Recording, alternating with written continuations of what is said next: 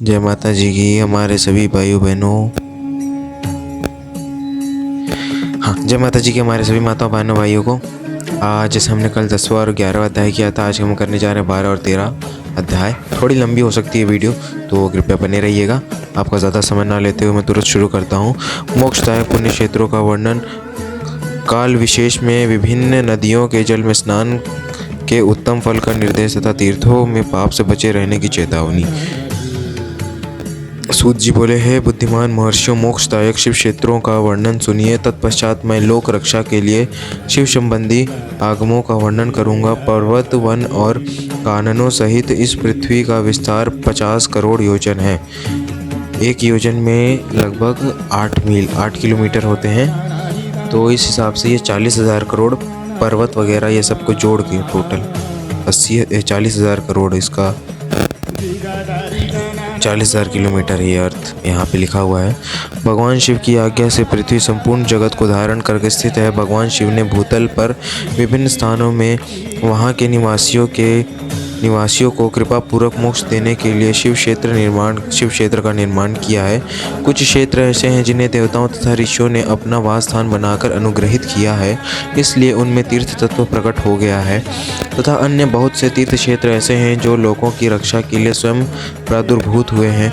तीर्थ और क्षेत्र में जाने पर मनुष्य को सदा स्नान, दान और जप आदि करना चाहिए, अन्यथा वह रोग, दारिद्रता तथा मूकता आदि दोषों का भागी होता है। जो मनुष्य इस भारतवर्ष के भीतर स्वयंभू तीर्थों में वास करके मरता है, उसे पुनः मनुष्य योनि ही प्राप्त होती है। हे ब्राह्मणों, पुण्य क्षेत्र में पाप कर्म किया जाए तो वह और भी दृढ़ हो जाता है, अतः पुण्य क्षेत्रों में निवास करते समय थोड़ा सा भी पाप न करें।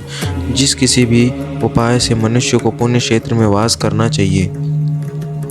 सिंधु और गंगा नदी के तट पर बहुत से पुण्य क्षेत्र हैं। सरस्वती नदी परम पवित्र और 60 मुख वाली कही गई है, अर्थात उनकी 60 धाराएं हैं। जो विद्वान पुरुष सरस्वती की उन धाराओं के तट पर निवास करता है, वह क्रमशः ब्रह्म पद को पा लेता है। हिमालय पर्वत से निकली हुई पुण्य सलीला गंगा 100 मुख वाली नदी है। उसके तट पर काशी आदि अनेक पुण्य क्षेत्र हैं। वहाँ मकर राशि के सूर्य होने पर गंगा की तटभूमि पहले से भी अधिक प्रशस्त एवं पुण्यदायक हो जाती है। सोनभद्र नदी की 10 धाराएं हैं। वह बृहस्पति के मकर राशि में आने पर अत्यंत पवित्र तथा अभिष्ट फल देने वाला हो जाता है। उस समय वहाँ स्नान और उपवास करने से विनायक पद की प्राप्ति होती है। पुण्य सलीला महानदी नर्मदा के 24 मुख स्तोत्र हैं। उसमें स्नान तथा उसके तट पर निवास करने से मनुष्य को वैष्णव पद की प्राप्ति होती है। तमसा नदी के 12 तथा रेवा के 10 मुख हैं। परम पुण्यमयी गोदावरी के 21 मुख बताए गए हैं। वह ब्रह्म हत्या तथा गोवध के पाप का भी नाश करने वाली एवं रुद्रलोक देने वाली है। कृष्णवेरी नदी का जल बड़ा पवित्र है। वहाँ नदी समस्त पापों का नाश करने वाली है। उसके 18 मुख बताए गए हैं तथा वह विष्णु लोक प्रदान करने वाली है। तुंगभद्रा के 10 मुख हैं। वह ब्रह्मलोक देने वाली है। पुण्य सलीला सुवर्ण मुखरी के 9 मुख कहे गए हैं। ब्रह्मलोक से लौटे हुए जीव उसी के तट पर जन्म लेते हैं। सरस्वती, पंपा, कन्याकुमारी तथा शुभ कारक श्वेत नदी, ये सभी पुण्य क्षेत्र हैं। इनके तट पर निवास करने से इंद्रलोक की प्राप्ति होती है। सहया पर्वत से निकली हुई महानदी कावेरी परम पुण्यमयी है। इसके 27 मुख बताए गए हैं। वह संपूर्ण अभिष्ट वस्तुओं को देने वाली है। उसके तट स्वर्गलोक की प्राप्ति कराने वाले तथा ब्रह्मा और विष्णु का पद देने वाले हैं। कावेरी के जो तट शैव क्षेत्र के अंतर्गत हैं, वे अभिष्ट फल देने के साथ ही शिवलोक प्रदान करने वाले भी हैं। नैमिषारण्य, इसमें थोड़ा एक ही में है तो कन्फ्यूज़न हो ही जाता है, कितनों कोशिश करूँ मैं फिर भी। सारयन पढ़ेंगे शायद इसको। नैमिषारण्य तथा बद्रिकाश्रम में सूर्य और बृहस्पति के मेष राशि में आने पर यदि स्नान करे तो उस समय वहाँ किए हुए स्नान, पूजन आदि को ब्रह्मलोक की प्राप्ति कराने वाला जानना चाहिए। सिंह और कर्क राशि में सूर्य की क्रांति होने पर सूर्य की संक्रांति है ना, यहाँ पे क्रांति नहीं। सिंह और कर्क राशि में सूर्य की संक्रांति होने पर सिंधु नदी में किया हुआ स्नान तथा केदार तीर्थ के जल का पान वहाँ एवं स्नान ज्ञानदायक माना गया है। जब बृहस्पति सिंह राशि में स्थित हो उस समय सिंह की संक्रांति से युक्त भाद्रपद मास में यदि गोदावरी के जल में स्नान किया जाए तो वह शिव लोक की प्राप्ति कराने वाला होता है। ऐसा पूर्व काल में स्वयं भगवान शिव ने कहा था। देखो भाई, यहाँ पे भगवान शिव ने कहा है ना, इसको मैं एक बार और रिपीट कर लेता हूँ। अगर ये बाबा के वचन है ना तो ये इसको झूठ तो कोई नहीं कह सकता, बिल्कुल नहीं। जब बृहस्पति सिंह राशि में स्थित हो उस समय सिंह संक्रांति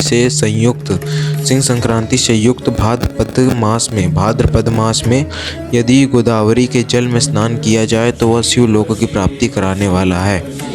ऐसा भगवान शंकर जी ने खुद कहा है, तो इसमें पूर्ण विश्वास करके नहा लो, इतना शॉर्टकट में मिल रहा है शिव लोक। खैर मैं आगे बढ़ता हूँ। जब सूर्य और बृहस्पति कन्या राशि में स्थित हो तब यमुना और सोनभद्र में स्नान करें। वह स्नान धर्मराज तथा गणेश जी के लोक में महान भोग प्रदान करने वाला होता है।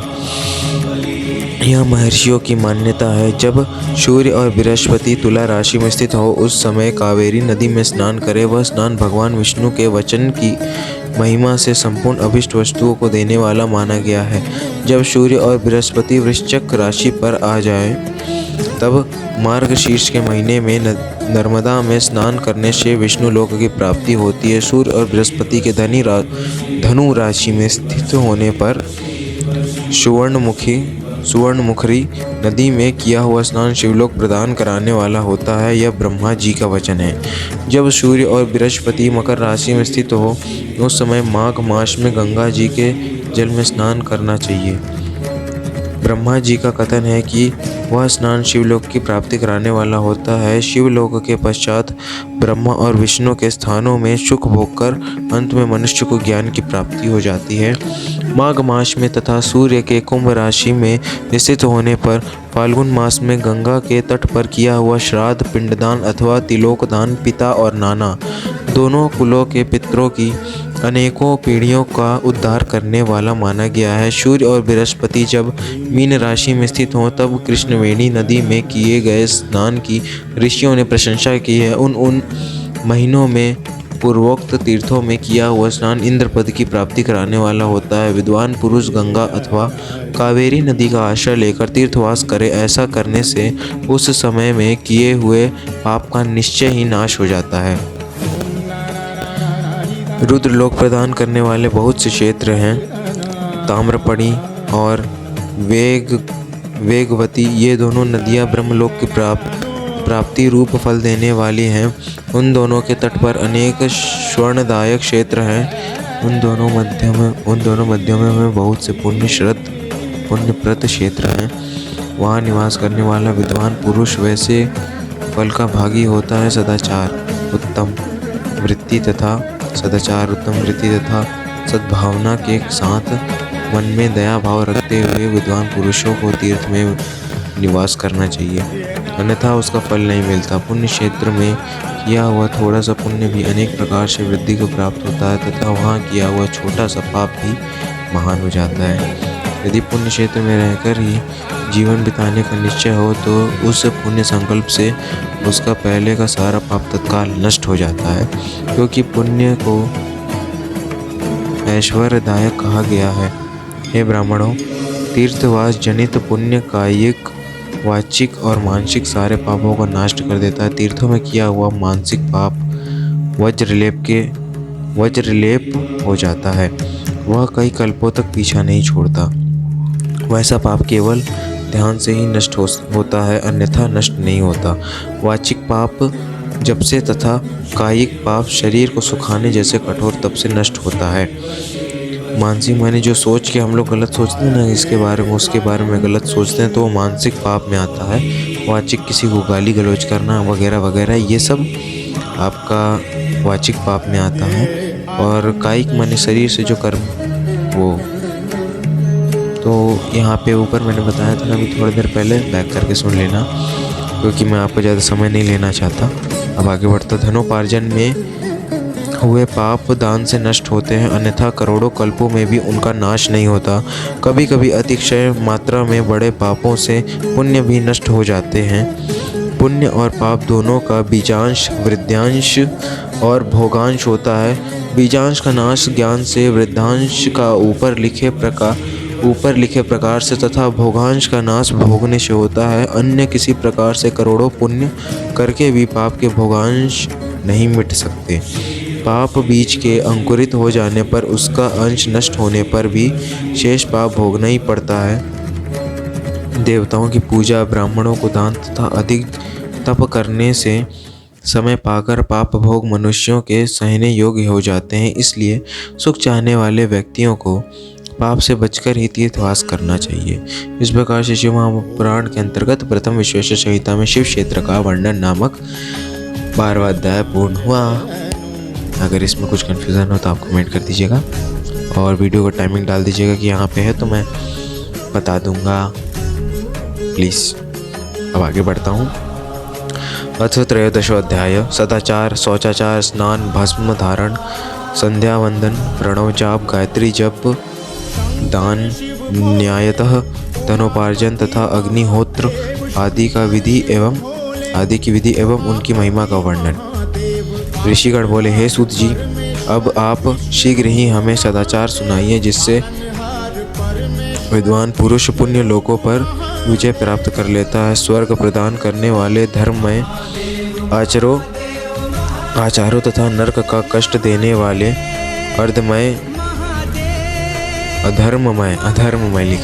अधर्ममय आचारों का भी वर्णन कीजिए। सूत जी बोले, हे ऋषियों, सदाचार का पालन करने वाला विद्वान ब्राह्मण ही वास्तव में ब्राह्मण नाम धारण करने का अधिकारी है। जो केवल वेदोक्त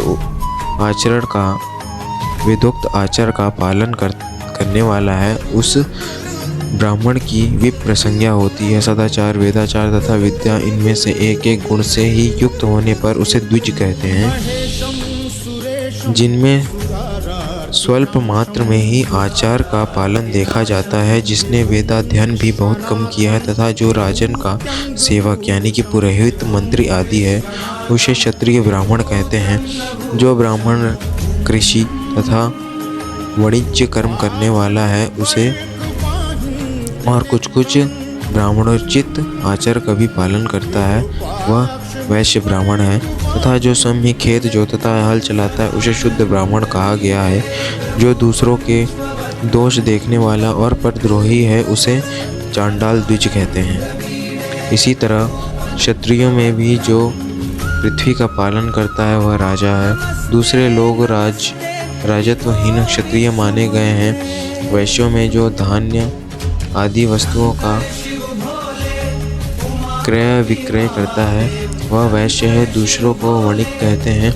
जो ब्राह्मणों, क्षत्रियों या तथा वैश्यों की सेवा में लगा रहता है वह शूद्र कहलाता है। जो शूद्र हल जोतने का काम करता है उसे वृषल समझना चाहिए।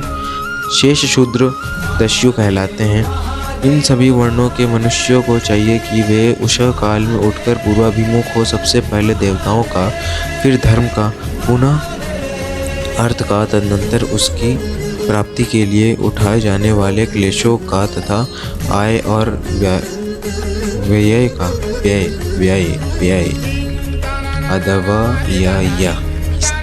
ऐसा लिखा है यहाँ पे, व्यय का भी चिंतन करें। प्रातः काल उठकर पूर्व, अग्निकोण, दक्षिण आदि 8 दिशाओं की ओर मुख करके बैठने पर क्रमशः आयु, द्वेष, मारण, पाप, भाग्य, व्याधि, वृष्टि और शक्ति प्राप्त होती है। एक बार और पढ़ता हूँ मैं इस पैराग्राफ को। प्रातः काल उठकर पूर्व, अग्निकोण, दक्षिण आदि 8 दिशाओं की ओर मुख करके बैठने पर क्रमशः आयु, द्वेष, मरण, पाप, भाग्य, व्याधि, वृष्टि और शक्ति प्राप्त होती है। रात के पिछले पहर को उषः काल जानना चाहिए। उस अंतिम पहर का जो आधा या मध्य भाग है उसे संधि कहते हैं। जो उस संधि काल में उठकर द्विजों को मल मूत्र आदि का त्याग करना चाहिए। घर से दूर जाकर बाहर से अपने शरीर को ढके रखकर दिन में उत्तराभिमुख बैठकर मल मूत्र का त्याग करें। आदि यदि उत्तराभिमुख बैठने में कोई रुकावट हो तो दूसरी दिशा की ओर मुख करके बैठें। जल, अग्नि, ब्राह्मण आदि तथा देवताओं का सामना बचाकर बैठें, मतलब उनके सामने बिना आए बैठें। बाएं हाथ से उपस्थ को माने कि बाएं हाथ से आपके प्राइवेट पार्ट को सामने से ढककर तथा दाहिने हाथ से मुख को ढककर मल का त्याग करें और उठने पर उस मल को न देखें।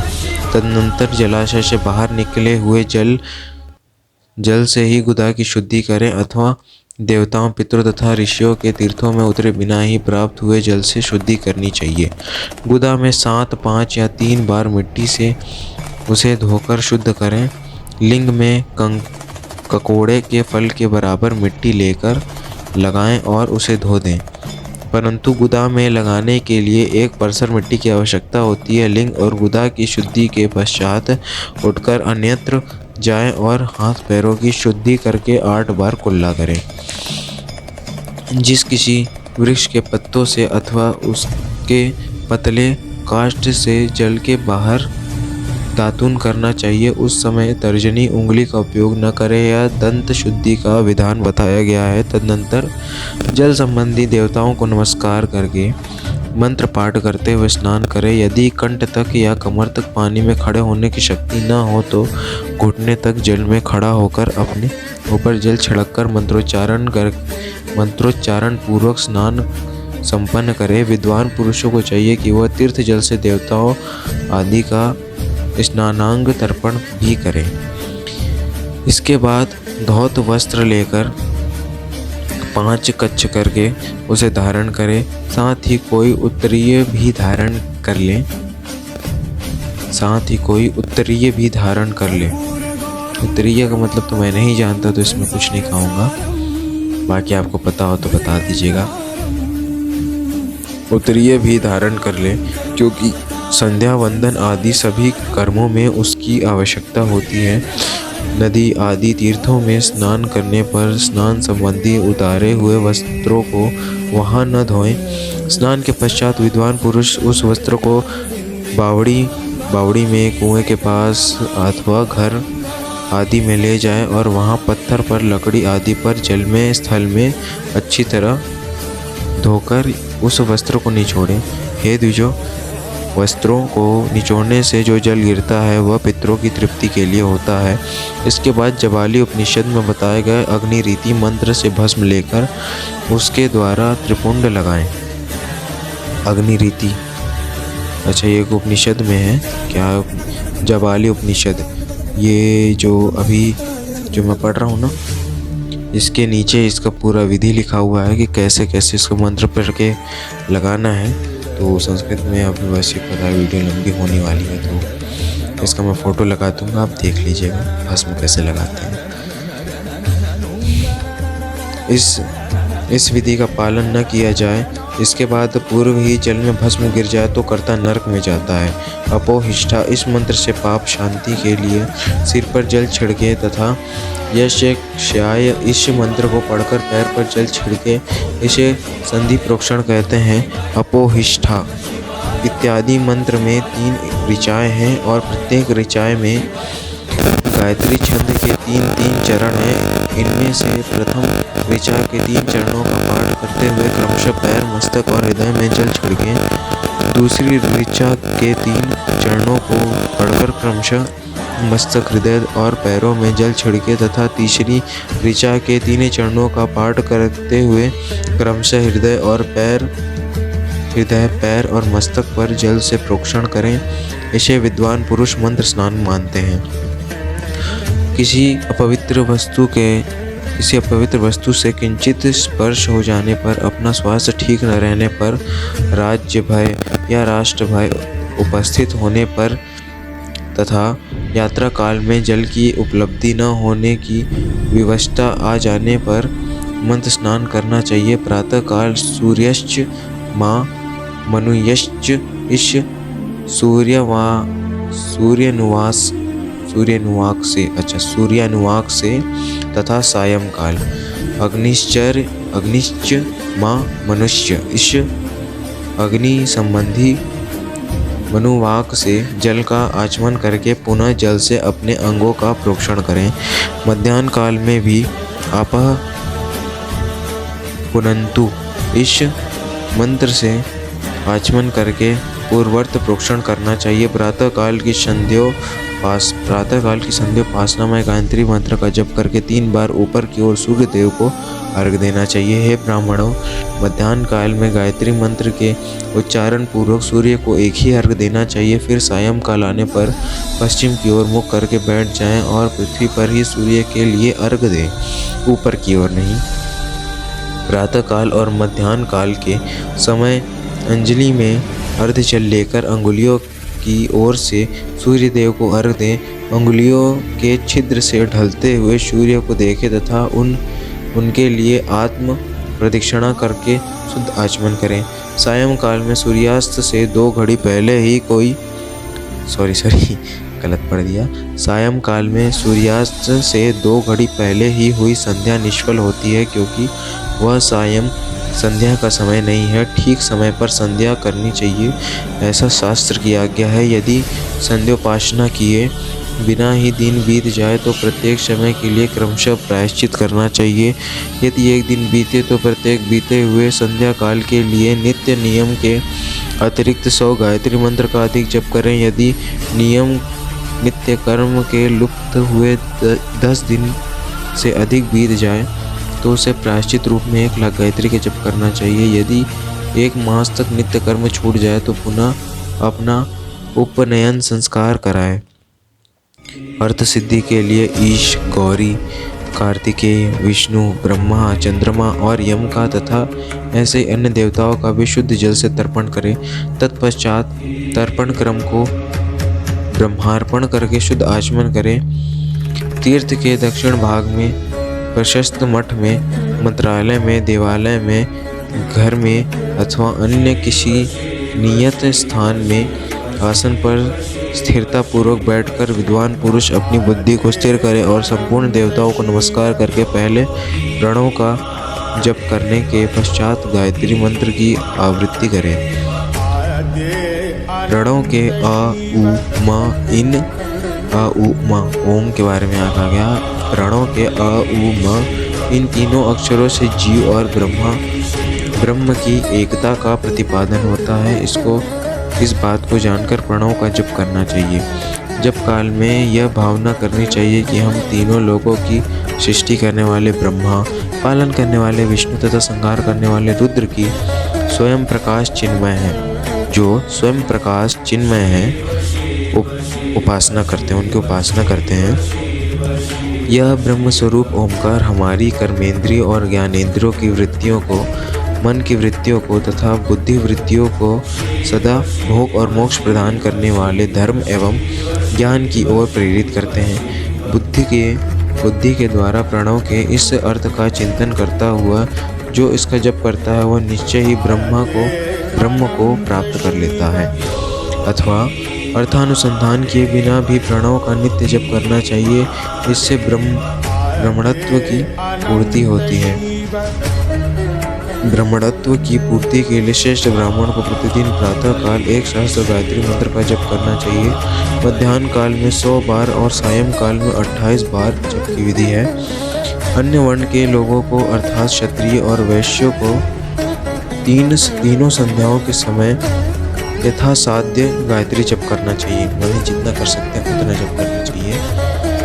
शरीर के भीतर मूलाधार, स्वाधिष्ठान, मणिपुर, अनाहत, आज्ञा और सहस्त्रार ये 6 चक्र होते हैं। इनमें मूलाधार से लेकर सहस्त्रार तक 6 स्थानों में क्रमशः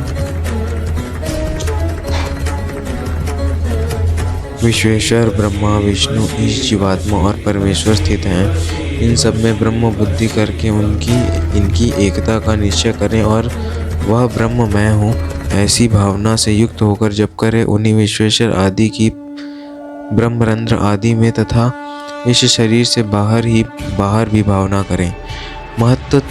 महत्तत्व एक में लिखा रहता है तो हमेशा कन्फ्यूजन हो जाता है, क्षमा कीजिएगा।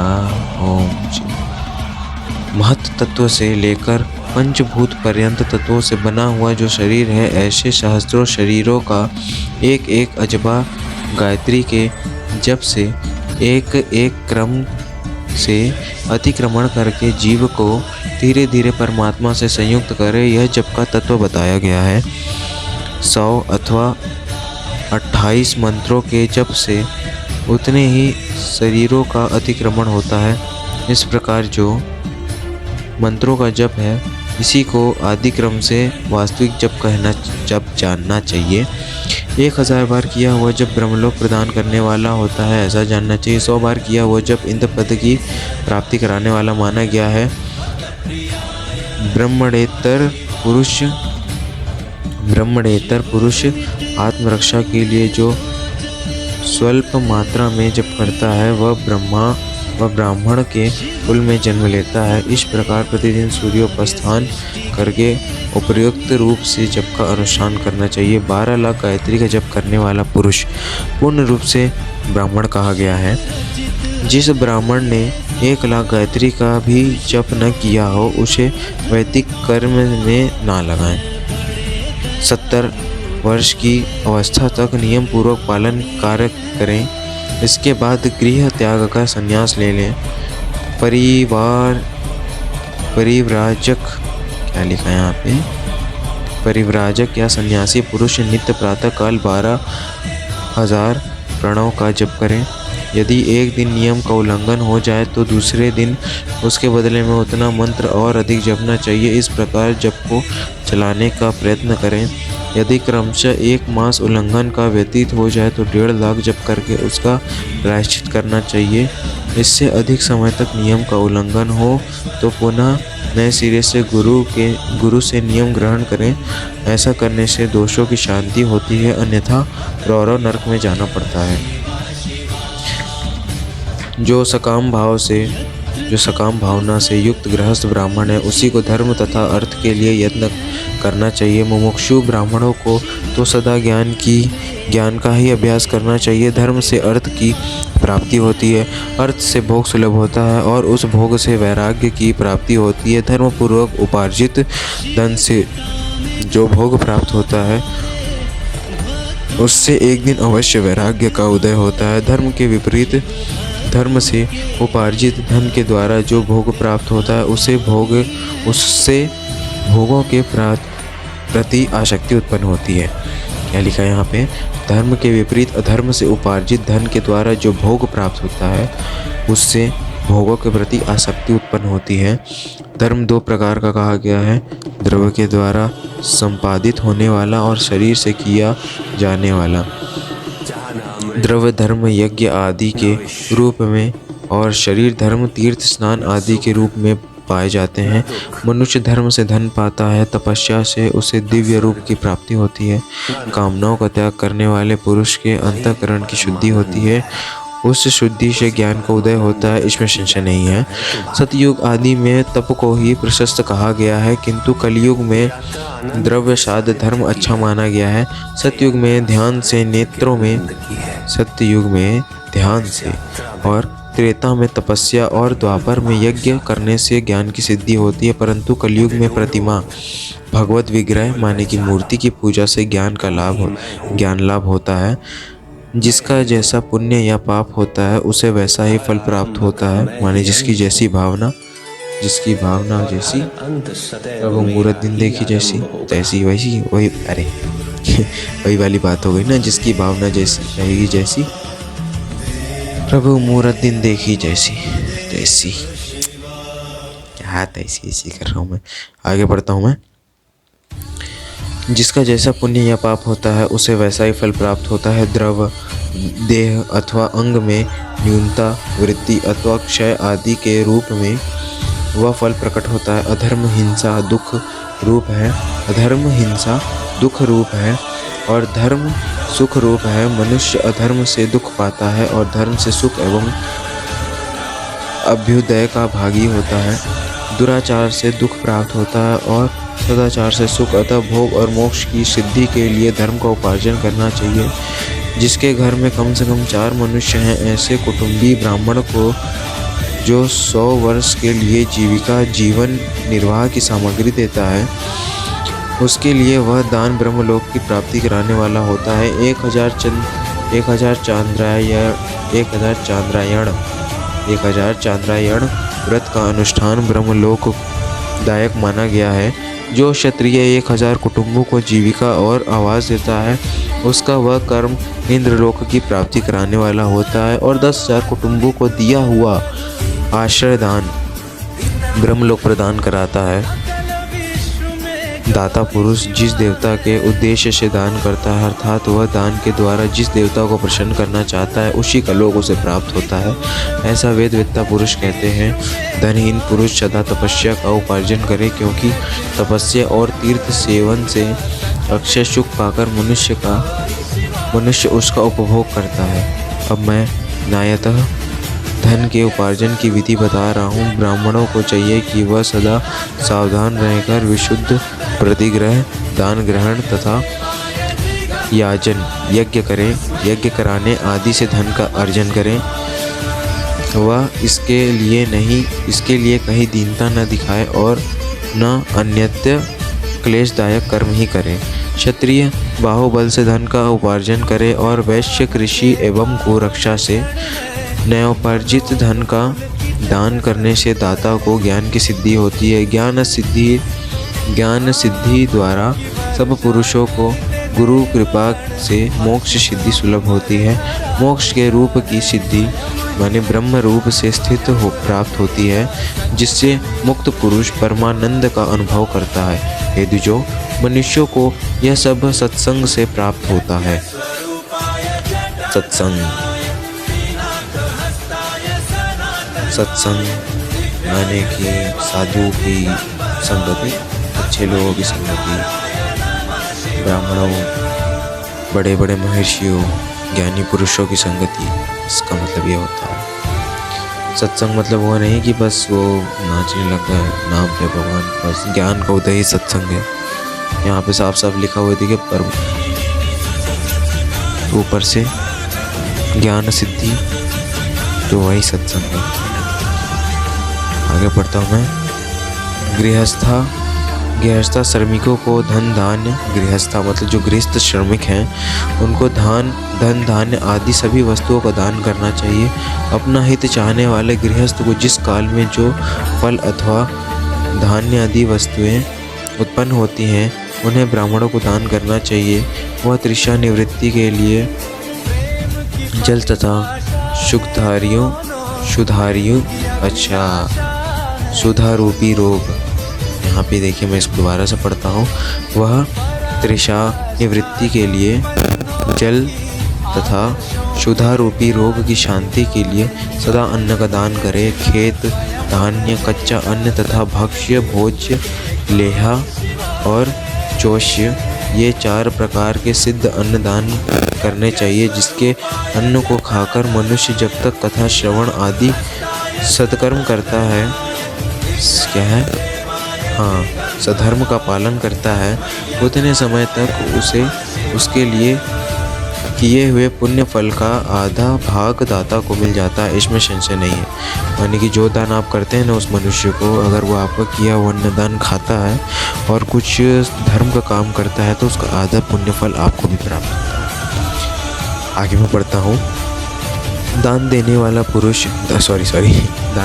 पुरुष दान में प्राप्त हुई वस्तु का दान तथा तपस्या करके अपने परिग्रही जनित पाप की शुद्धि करें, अन्यथा उसे रौरव नरक में गिरना पड़ता है। अपने धन के 3 भाग करें। 1 भाग धर्म के लिए, दूसरा भाग वृद्धि के लिए तथा तीसरा भाग अपने उपभोग के लिए।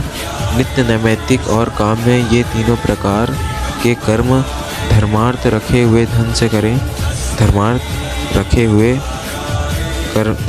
अच्छा, मतलब जो धन कमाए होते हैं ना, इसमें उसकी बात कही गई है।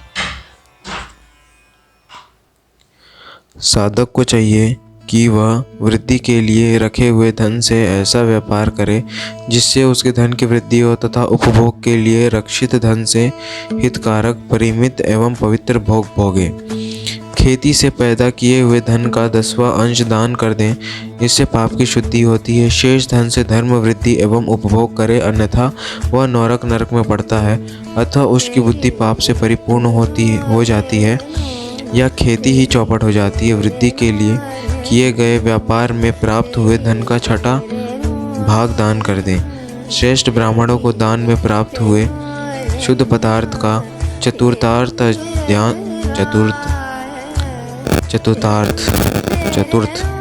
इसको मैं सिंपल पढ़ देता हूँ, 4था हिस्सा दान कर देना चाहिए। उन्हें अकस्मात प्राप्त हुए धन का जो आधा भाग अकस्मात प्राप्त हुए धन का तो आधा भाग ही दान कर देना चाहिए। अस्त प्रतिग्रह यानी कि दूषित दान में प्राप्त हुए संपूर्ण पदार्थों को समुद्र में फेंक देना चाहिए। अपने भोग की समृद्धि के लिए ब्राह्मणों को बुलाकर दान करना चाहिए। किसी के द्वारा याचना करने पर अपनी शक्ति के अनुसार सदैव सब कुछ दे देना चाहिए। यदि मांगे जाने पर शक्ति रहते हुए वह पदार्थ न दिया जाए तो दूसरे जन्म में वह ऋण चुकाना पड़ता है। विद्वानों को चाहिए कि वह दूसरों के दोषों का वर्णन न करे। हे ब्राह्मण, द्वेषवश दूसरों के सुने या देखे हुए छिद्रों को भी प्रकट न करें।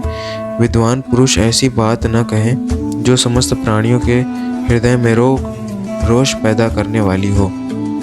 इसमें यहाँ पे सीधा सीधा चुगली ना करने की बात कही गई है कि इधर की बात जो उधर करते हैं ना बहुत से लोग, तो ऐसा नहीं करें। यहाँ पे सूत जी ने बताया है, शुरुआत से सूत जी ही अभी तक कह रहे हैं। अब आगे पढ़ता हूँ मैं। ऐश्वर्य की सिद्धि के लिए दोनों संध्याओं के समय अग्निहोत्र करें। यदि असमर्थ हो तो वह एक ही समय सूर्य और अग्नि को विधि पूर्वक दी हुई आहुति से संतुष्ट करें। चावल, धान्य, घी, फल, कंद तथा हविष्य इनके द्वारा विधि पूर्वक स्थाली पाक बनाए तथा यथोचित रीति से सूर्य और अग्नि को अर्पित करें। यदि भविष्य का अभाव हो तो प्रधान होम मात्र से करें। हवन ओनली होम से कर लें, प्रधान होम मात्र से करें। सदा सुरक्षित रहने वाली अग्नि को विद्वान पुरुष अज स्त्री की संज्ञा देते हैं। यदि असमर्थ हो तो संध्या काल में जप मात्र या सूर्य की वंदना मात्र कर लें। आत्मज्ञान की इच्छा वाले तथा धनार्थी पुरुषों को भी इस प्रकार विधिवत उपासना करनी चाहिए, जो सदा ब्रह्म यज्ञ में तत्पर रहते हैं, देवताओं की पूजा में लगे रहते हैं, नित्य अग्नि पूजा एवं गुरु पूजा में अनुरक्त होते हैं तथा ब्राह्मणों को तृप्त किया करते हैं। वे सब लोग स्वर्ग के भागी होते हैं। ये लास्ट वाला पैराग्राफ बहुत इंपॉर्टेंट है। इसमें जो जितने भी नियम कायदे कानून बताए हैं ना, मैं आपको सिंपल स्पष्ट बता देता हूँ। भक्ति पे विश्वास रखो, बाबा और माँ पे विश्वास करो, वो आपकी नैया पार लगा देंगे। इतना नियम पे जाने की ज़रूरत नहीं है, नरक में पड़ता है। हालांकि ये बात 100% सच है क्योंकि हमारे शास्त्रों में लिखी हुई हैं, लेकिन आपको तो पता है बाबा और माँ के आप अनेक कथा सुन लो जिसमें किसी नियम का पालन नहीं, प्रेम है, पूर्णतः इन्हें हृदय से मानो, बस माता पिता मानो, ये अब सब कर देते हैं, बहुत भोले हैं। बाकी इस प्रकार श्री शिव महापुराण के अंतर्गत प्रथम विश्वेश्वर संहिता में सदाचार वर्णन नामक 13वां अध्याय पूर्ण हुआ। मैंने कहा था थोड़ा लंबे होगी वीडियो और थोड़ी लंबी थी, मैं क्षमा मांगूंगा, लेकिन आप सुनिए और इसे फैलाइए। देख रहा हूँ कोई देख नहीं रहे हैं, कुछ लोग हैं हमारे जो अच्छे भाई बहन हैं, हमारे फॉलोअर्स हमारे क्या फॉलोअर्स, सहयोगी हमारे, देखते हैं। आपका धन्यवाद, आप अपने धर्म की ओर आगे बढ़ रहे हैं। कोई कुछ गलत हो तो आप मुझसे पूछ सकते हैं, उसमें कोई भी दिक्कत नहीं है। मुझे बाबा माँ ने जितनी बुद्धि दी है मैं उतना बता दूंगा। बाकी आप सभी को जय माता जी की, हर हर महादेव, ख्याल रखिए, जय शिव शंभू।